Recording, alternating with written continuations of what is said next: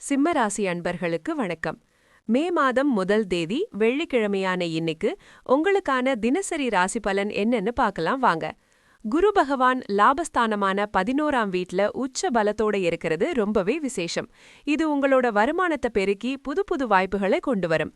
கூடவே சுக்கிரன் தொழில் ஸ்தானமான 10ஆம் வீட்ல இருக்கிறதுனால தொழில் மற்றும் வியாபாரத்துல நல்ல முன்னேற்றம் பார்க்கலாம். வெள்ளிக்கிழமைங்கிறதுனால சுக்கிரனோட ஆதிக்கம் இன்னும் வலுவாகி நீங்க எடுக்கிற முயற்சிகள்ல வெற்றி கிடைக்கும். நீண்ட நாள் கனவுகள் எல்லாம் நிறைவேறக்கூடிய வாய்ப்புகளும் பிரகாசமா இருக்கு. ஆனா சில விஷயங்கள்ல கொஞ்சம் கவனமா இருக்கணும். ராசிநாதனான சூரியன் 9ஆம் வீட்ல இருக்கிறதுனால அப்பாவுடனோ இல்ல உயர் அதிகாரிகளுடனோ சில சமயங்கள்ல சின்ன சின்ன கருத்து வேறுபாடுகள் வரலாம். செவ்வாய் மற்றும் சனி 8ஆம் வீட்ல இருக்கிறதுனால ஆரோக்கியத்துல கூடுதல் கவனம் தேவை. திடீர் செலவுகளும் எதிர்பாராத தடைகளும் வரக்கூடும்.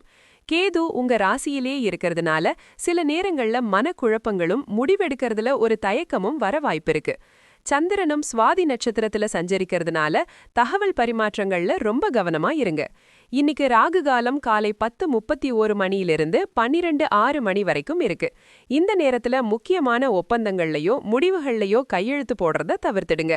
குரு பகவானோட நல்ல நிலை காரணமா புது தொழில் முயற்சிகளை தைரியமா தொடங்கலாம்.